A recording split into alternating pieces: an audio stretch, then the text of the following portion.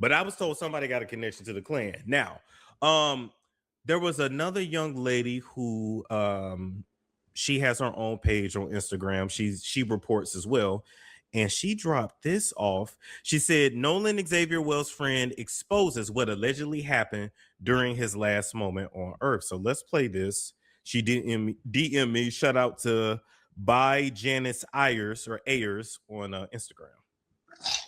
I just wanted to come up here and say that Nolan was my friend and that all these like stories going around. Wow. And right as I was talking about the KKK, tell me why the numbers in the chat went to 666.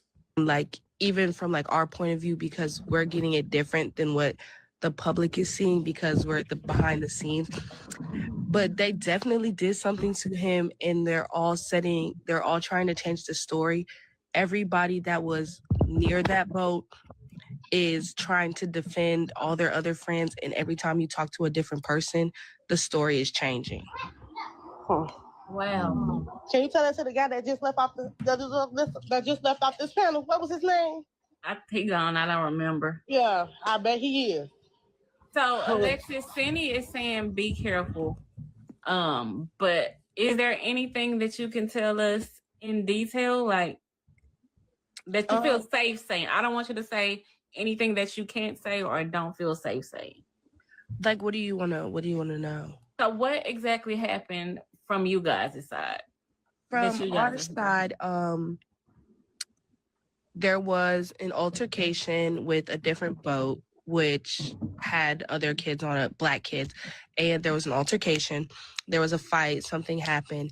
And they went back to their respective boats or whatever.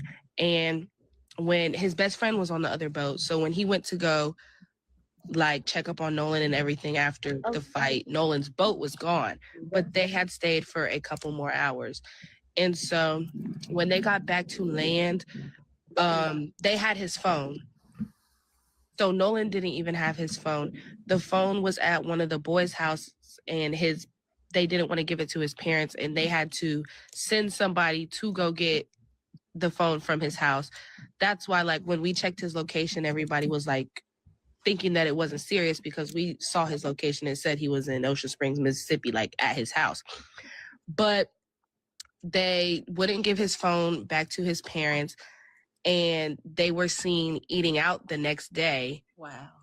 And when somebody asked them, like, hey, why aren't you out looking for your friend? They said, y'all already think we did it.